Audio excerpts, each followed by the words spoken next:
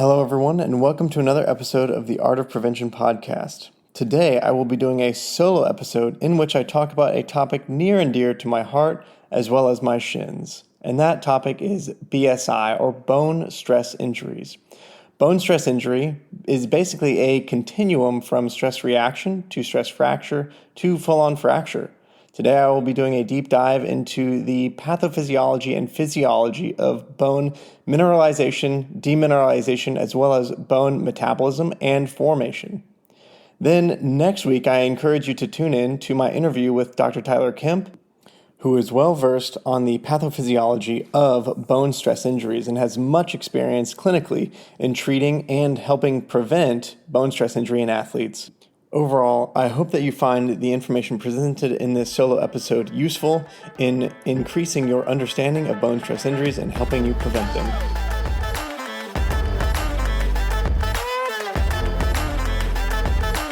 What is a bone stress injury? Well, a bone stress injury is really an umbrella term. So BSI is an umbrella term for this continuum of injuries that can occur to bone due to repetitive loads and repetitive traumas and activities such as running, jumping, like basketball, gymnastics, or walking or rucking for long distances. And this continuum of injury begins with something called a stress reaction, which would be a very low-grade bone stress injury, and it can go up to a stress fracture and even all the way up to a true fracture of the bone through the cortex, through the trabeculae, etc. So we really need to be sure that we catch bone stress injuries early. And this is actually quite a nefarious injury because not only is this typically a season-ending injury, but there is a very high rate of recurrence. So a young female athlete that has had a bone stress injury is about 6 times more likely to sustain a subsequent bone stress injury than someone who has not sustained a bone stress injury previously. And oftentimes it's not in the same location, but can actually occur in the opposite leg. And this has to do with some of the deloading that naturally has to occur with the recovery process from said bone stress injury.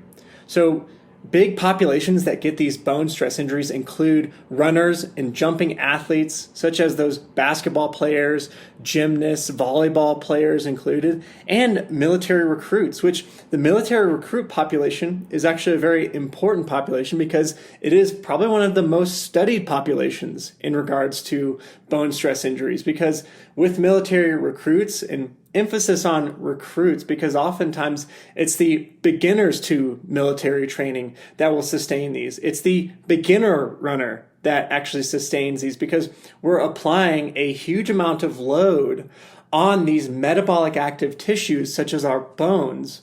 And the amount of load is just basically too much too soon.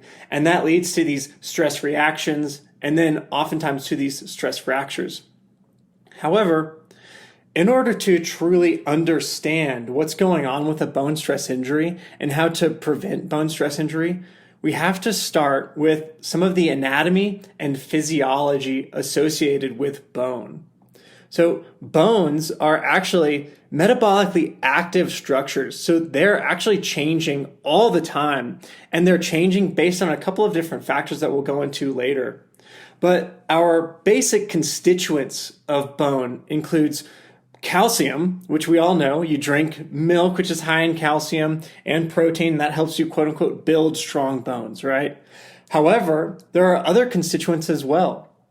And the calcium itself is not just calcium like we would get in a pill form, but this calcium is formed as a crystal, and it's formed as a hydroxyapatite crystal.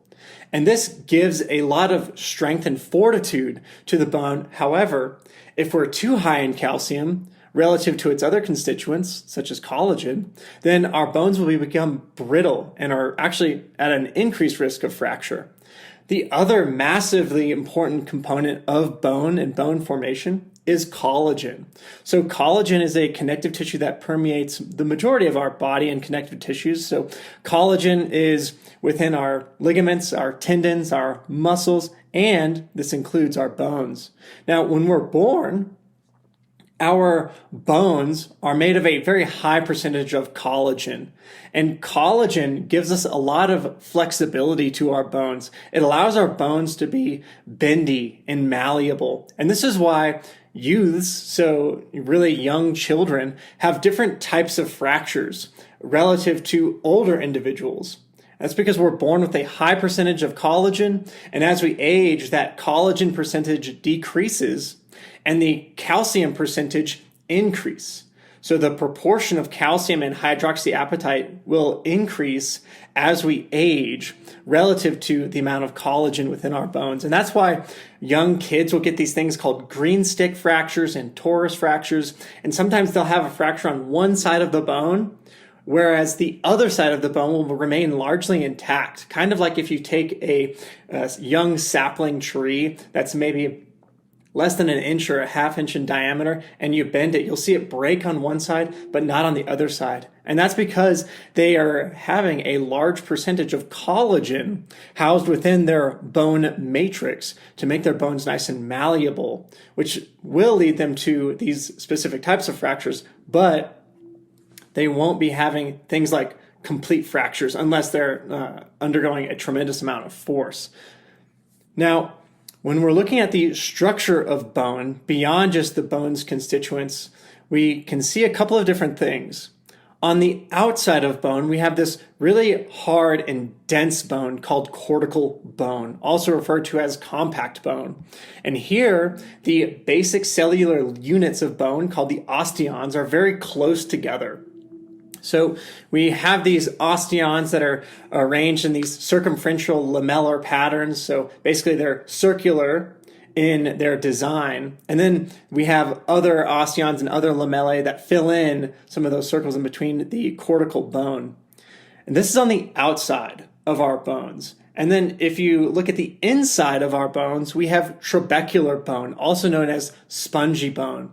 And this is oriented in these trabeculae that are laid down in different means based on the amount of load and the types of load that are applied to bone. So we oftentimes think of bone as dealing with these impact forces going through the bone from the ground. However, our bones have to mitigate forces and absorb forces in 3 dimensions. And technically 4 dimensions if you include time. But they have to resist bending forces, they have to resist tensile forces, compaction forces, rotational forces, etc. And there are a multitude of factors that can affect our bone formation. One of the biggest factors is associated with a quote-unquote, I say in air quotes because it's not truly a law, but quote-unquote law called Wolff's Law. And Wolff was a physiologist, he was a German physiologist, and he figured out that our bone will form based on the stress that is applied to that bone.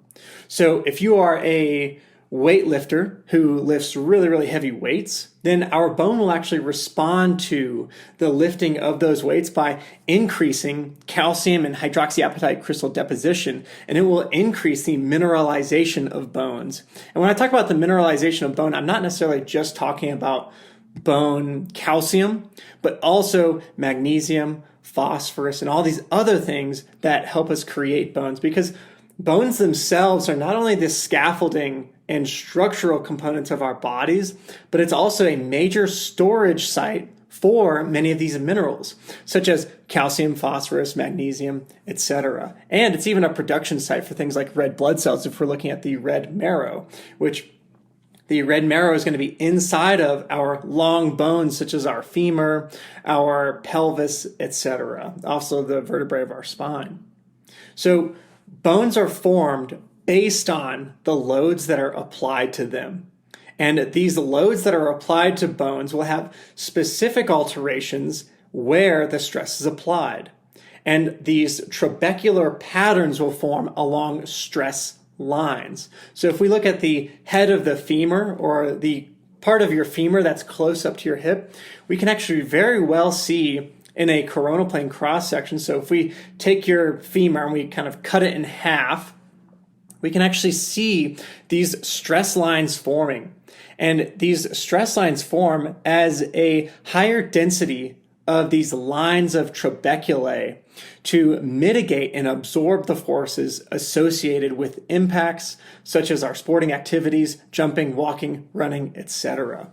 And these sporting activities will induce a quote-unquote strain on our bones. So our bones are not completely rigid structures, but they actually bend and twist minuscule amounts as we do things like run and jump and do all of these activities. And this is important because if our bones weren't somewhat malleable, then they would be much more associated with fractures, or much more likely to fracture, because they would be very brittle. It's kind of like that piece of chalk that if you accidentally drop it on the floor, it might fracture into multiple pieces. And that's because chalk is itself very, very brittle. However, if we took something that was much more malleable, like silly putty or something like that, and we dropped that on the floor, it would just deform based on the amount of stress that's applied to it. So this is all to say that bone is a very dynamic structure, and the dynamic aspects of bone can also be mediated by the activity of specialized bone cells that are very important for remodeling and modeling bone. So the major types of bone cells that we have in our physiology, there are basically three major types. There are osteoblasts, blastic cells, and these are important for laying down bone tissue and laying down and mineralizing bone. So they're very important for creating bone. Even, when we're born, our skeleton is largely made out of cartilage. And what we do is we create this cartilaginous scaffolding, and it's almost like a blueprint that later on we can mineralize and deposit hydroxyapatite crystals in order to form actually this osseous, calcium-rich bone structure that most of us have in our adult life.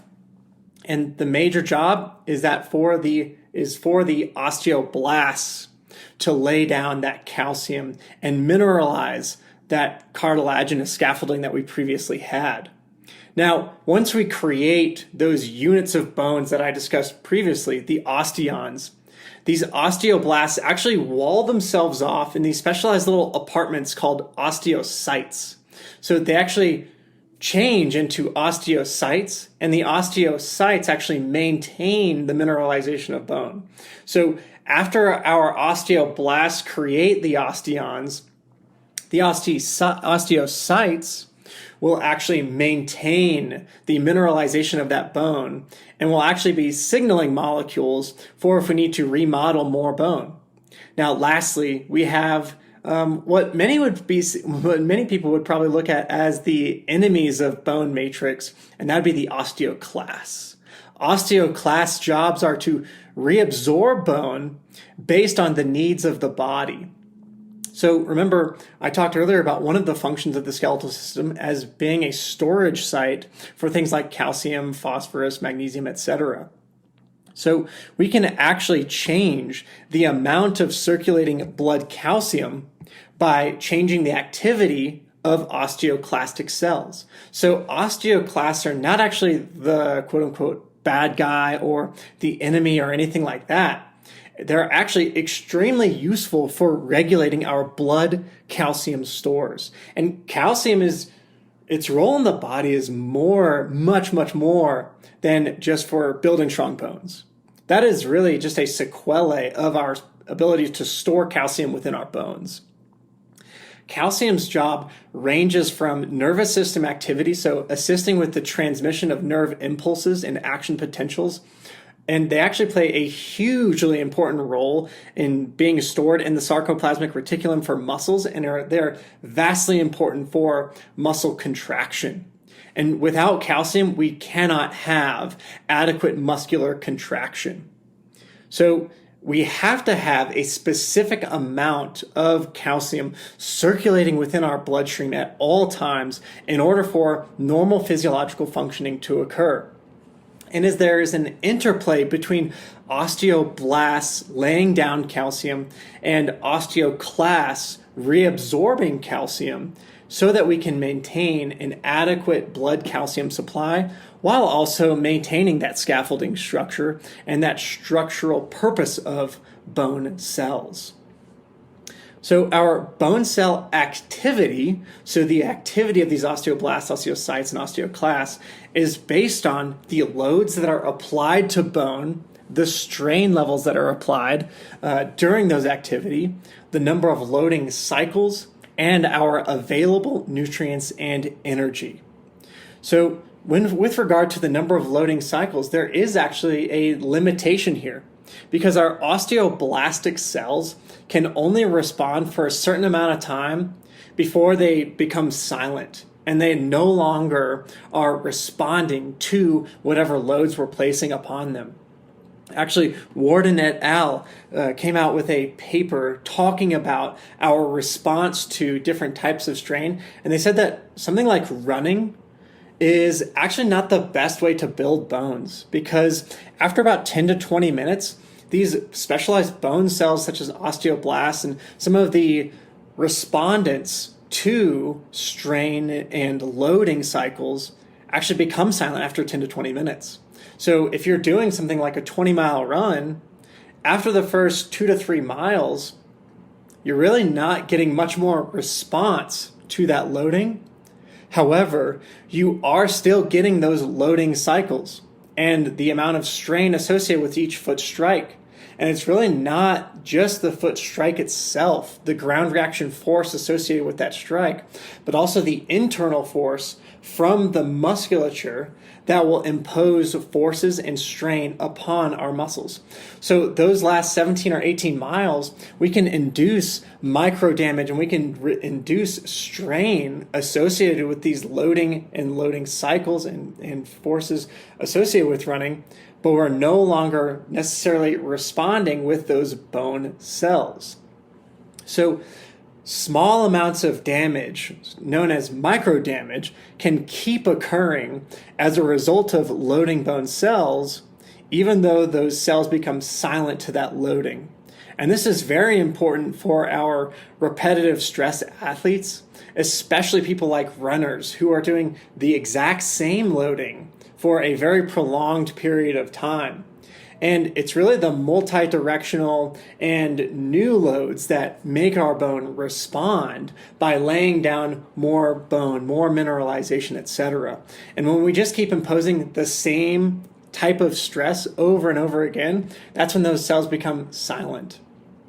Now, the other aspect of our bone cell activity would be the available amounts of nutrients and energy.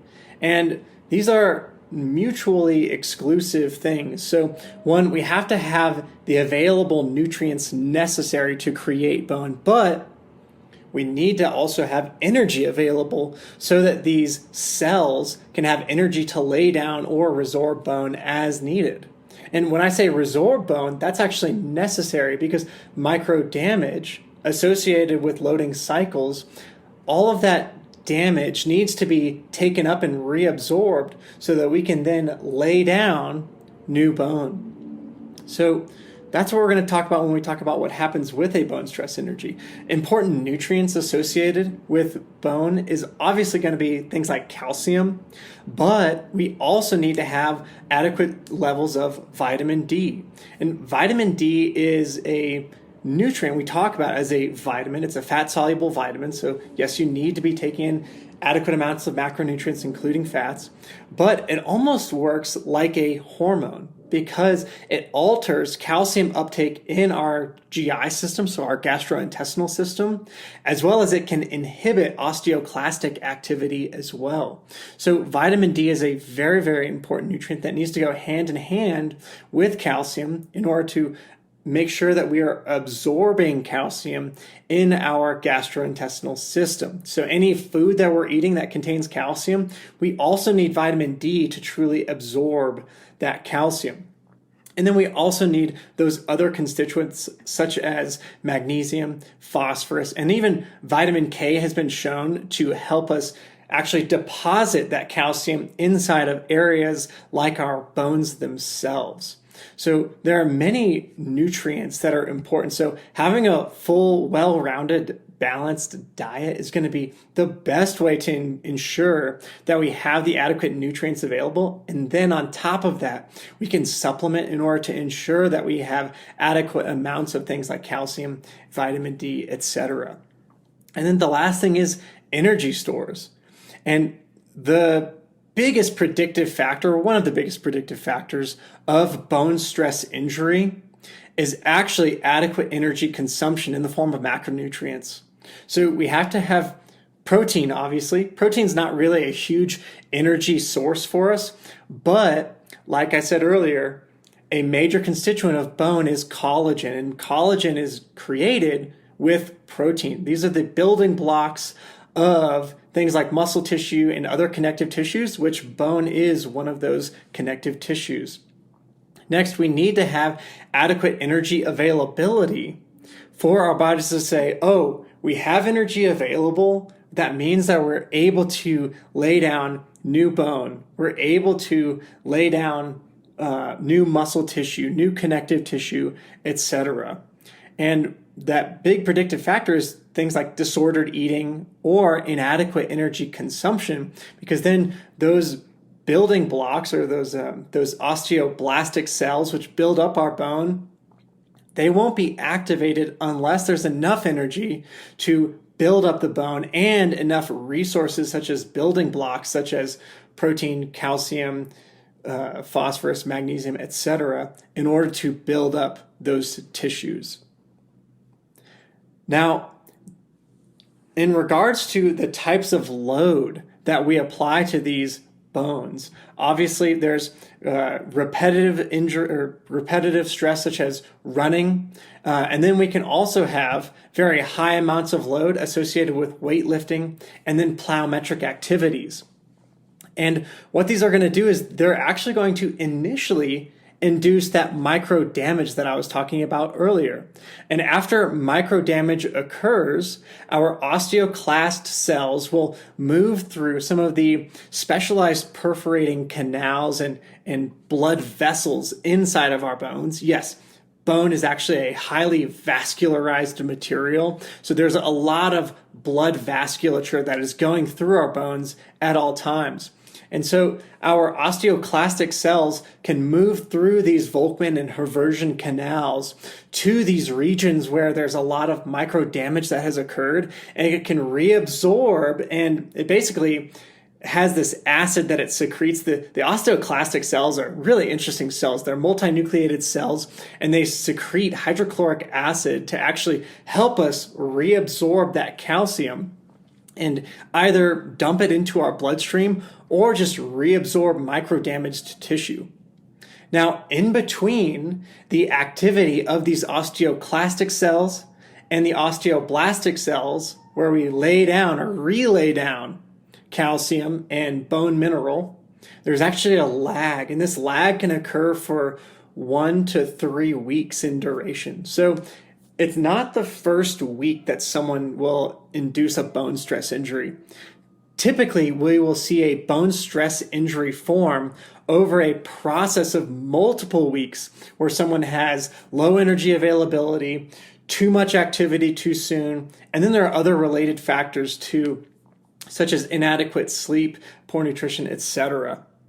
So it's within this lag period between when osteoclast cells resorb bone before osteoblastic cells can relay down bone mineral that we see bone stress injuries occur. It basically creates this window of opportunity for bone stress injury.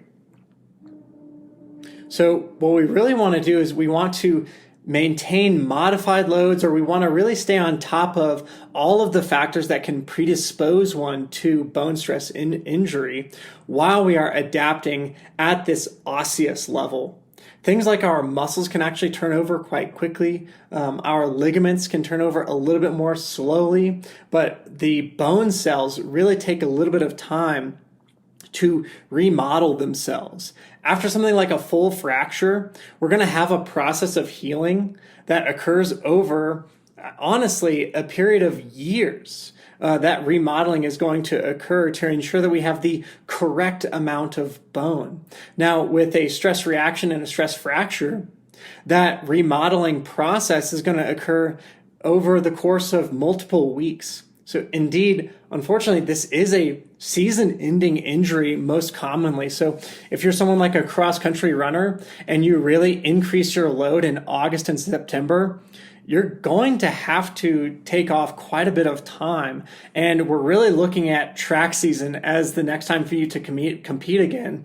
Because if we do too much too soon, then we can alter the severity of this bone stress injury in such a way that's going to either lead to a fracture or significantly increase pain and discomfort and prolong return to sport. Now, there is a classification system for bone stress injury, and there are two major classification domains for bone stress injury. And both of these domains in classifying bone stress injury will have effects on return to sport and return to activity. And the two major domains or categories of classification are risk, which we can have high risk and low risk locations for fracture, and the grading of that fracture on a 1 to 4 scale. So let's talk about risk first. We can have low risk areas for injury and for bone stress injury. And we can also have high risk areas for bone stress injury. Low risk regions include, and I'm going to get a little bit anatomy here, but I'll try and describe where these regions are. The posterior medial tibia. So the tibia is the shin bone, and that posterior medial just means the back and inside of that shin bone. The fibula and lateral malleolus, this is the bone on the outside of your lower leg. So it's outside of the shin bone. So on the outside of the shin bone is the fibula. It's largely a non-weight bearing bone. It bears about 10% of your weight during the walking cycle. So this is also a nice low risk region. The femoral shaft, so the femur bone, the pelvis is also a low risk area. The calcaneus or the heel is a low risk area, is classified as a low risk area. And the diaphysis of the 2nd to 4th metatarsals. So the metatarsals are found within your foot. And some bones in your foot are high risk areas with low blood supply. And then some of them are low risk areas with actually a quite adequate and quite good blood supply. High-risk regions include the femoral neck. So if we look proximally or at the top of the femur, we see the head of the femur, which is the ball of the ball and socket joint. And then connected to that head of the femur is the neck of the femur, which is the connector from the head to the rest of the femur. The anterior cortex of the tibia is classified as a high risk area. So that would be the front of the shin. If you can press on the front of the shin and elicit that pain associated with a stress fracture or a stress reaction, then we know that's a high risk area. We really need to be cautious with the diagnose. We need to diagnose it as quickly as possible, and with the load management and return to sport. The medial malleolus, or the inside of the ankle, is also a high-risk area. The talus, which is right in front of that heel, it's basically the top of the arch of your foot. The navicular bone, which is on the inside top of the arch, is also a high-risk area. The proximal diaphysis of the 5th metatarsal. So this is going to be the outside foot bone, so basically one of the metatarsals connected to your pinky toe. The base of the 2nd metatarsal, and the sesamoids. So the sesamoids are specialized bones types that are named after sesame seeds. And our great toe typically has 2 sesamoid bones, and they're largely avascular. They don't get a great blood supply. So a stress reaction or a stress fracture to these is a really high risk area that we want to be cognizant of. And these high risk injury areas have a different risk profile relative to the low risk areas. And these are the ones that are more likely to become fractures that do not heal in a routine fashion. So either long durations of healing, or they may progress to full fractures, or they may indeed require surgery. So a stress fracture is not something that's just a willy-nilly injury or someone who's being a baby or anything like that. This is something that can indeed progress, especially if it's a high-risk area, to a full fracture that may even require surgery. Especially something like the navicular, which has a poor blood supply. If we keep running on this, this could fracture completely. And there are, studies and things like that where oftentimes surgeons will have to insert a pin into the navicular in order to recreate some of the structural stability of that foot and ankle joint complex.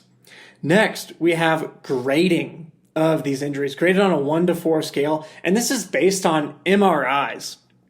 And MRI imaging is very important in the context of bone stress injury for multiple reasons. The more readily available things such as X-ray is really a poor indicator of if someone has a stress fracture, or two, the grading and classification of that stress fracture.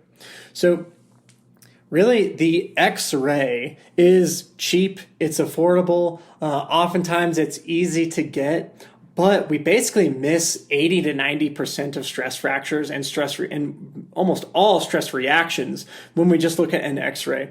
So the worst thing that you can do, key in on this, the worst thing that you can do is go to your provider, get an X-ray, and then they see, oh, this X-ray is clean. There's no sign of any fracture or anything like that. And then they say, you can just go back to sport or just, take a couple of days off and then just start up again. Because there is potentially an underlying stress fracture that was missed because there is low sensitivity of X-ray to diagnose and see a stress fracture. So if we have an inkling that there is a stress fracture, which oftentimes there is a very much delayed diagnosis of stress fracture, then we really want to get an MRI of the region. And on the MRI, we can then grade the fracture or reaction based on its appearance on that MRI. It's graded on a 1 to 4 scale based on the amount of infiltration of that fracture. So a grade 1 is a periosteal surface, a little bit of moderate edema, and the periosteum is a specialized outer lining of the cortical or compact bone that I was talking about earlier. So this is just the very outside of the bone, and it has just a little bit of edema or swelling associated with that outer region of the compact bone. Now, if it goes into the marrow or the inside of the bone, like into the trabecular pattern or into the inside of that compact bone, then we're looking at something like a grade 2 or a grade 3 type of stress fracture. And then a grade 4 would have a clearly visible fracture line on that MRI. Now, there's actually an interaction between these two classification domains. So if you have a low risk, low grade stress reaction, you may be able to return to sport and as soon as 9 to 13 weeks, depending on the severity. Now, if we allow that low risk fracture to go up in grade to something like a grade 4, then we're looking at something like higher than 13 weeks, 15 weeks, 16 weeks before we can return to sport in an adequate fashion, such as high training loads and competition.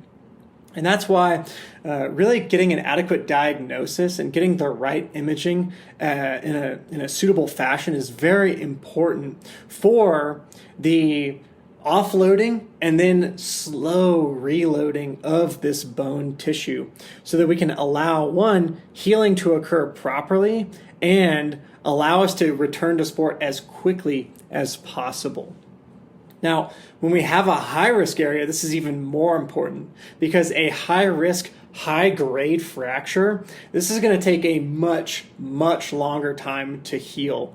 So if we have a fracture in an area like the navicular or the anterior tibia, etc., and we let that go up to a high grade, we're looking at 23, 24, 25 weeks for return to sport. And that's only if return to sport goes well. So there is individual variability that can decrease this return to sport time, but it can also increase the return to sport time.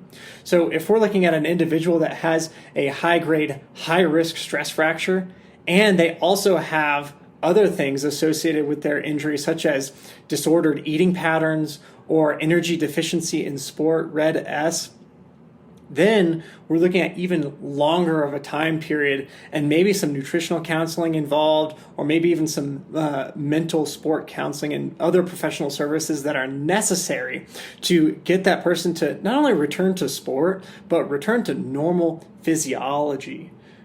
And return to normal functioning as a human being. And oftentimes, recurrent stress fractures, recurrent stress reactions, these can be a manifestation and signs of things like disordered eating. So, coaches, if you've got an athlete that's had 1, 2, 3 stress fractures or stress reactions, you really need to be keying into what does their energy intake look like? What does their nutrition look like? Because these things are going to have ramifications not only for their athletic career while they're under your care as an athlete, but also for the remainder of their lives as well. Especially if we're looking at young individuals and the basically entire timeline of their lives, we actually amass peak bone mineral density in our teens and early and mid-20s. Now, after we get to our 30s, 40s, our bone mineral density starts to decline. And we really don't see the ramifications of this decline until individuals reach the decades of life, like their 50s, 60s, 70s, and 80s, where oftentimes, especially in the postmenopausal females, we'll see a significant increase in fracture risk.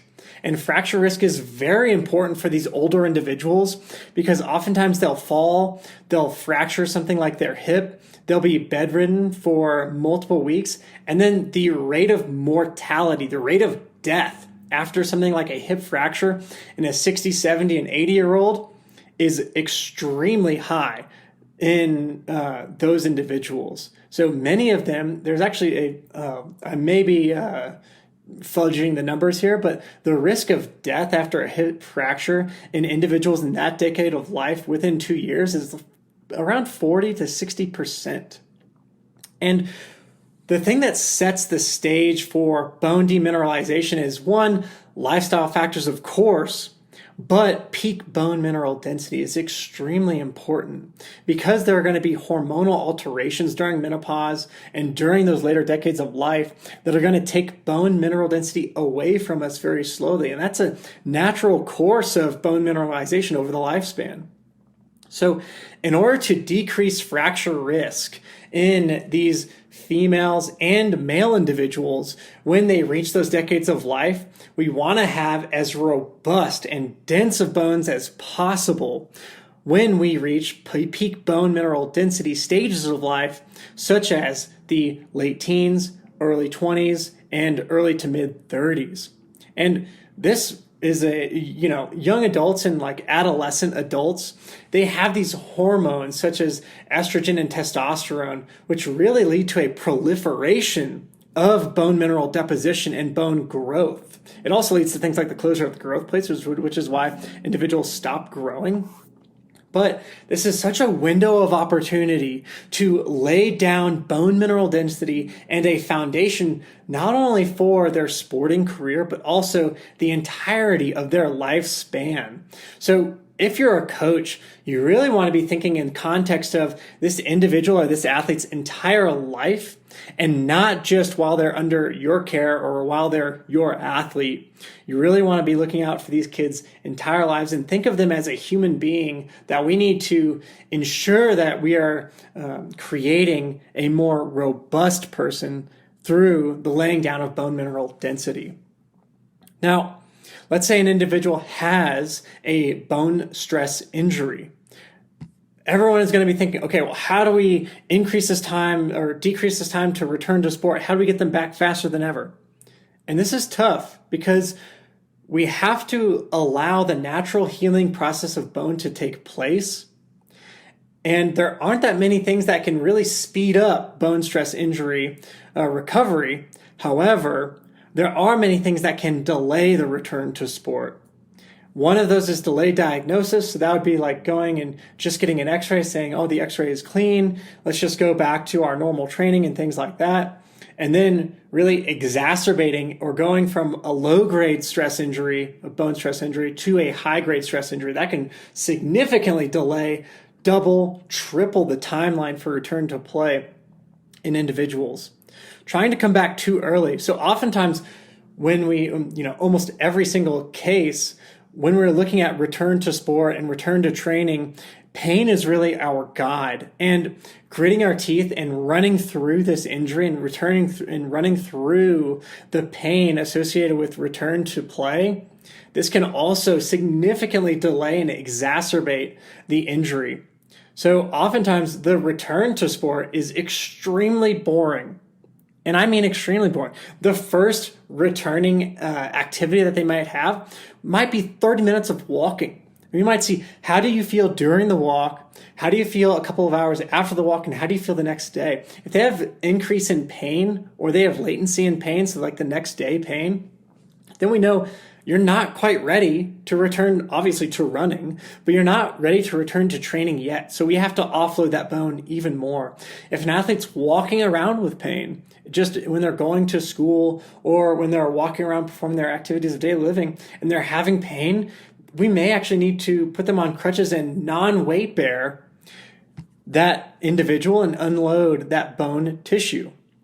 So it's incredibly important that we have a slow and concise return to sport and return to training, because if we have pain during that rehabilitation process, then this could really lead to a prolonging of this issue in such a way that may double or triple the time necessary for recovery to take place. Now, during this recovery process, we also need to really ensure that that athlete has adequate energy, and we need to make sure that they're not susceptible to nutrient deficiency in any of those nutrients that we described earlier.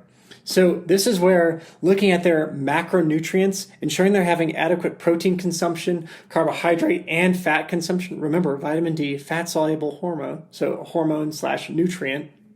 So we need to make sure that all of our macros are in place to ensure that all of these tissues can come back to not only where they were before, but honestly better than before is what we should be aiming for.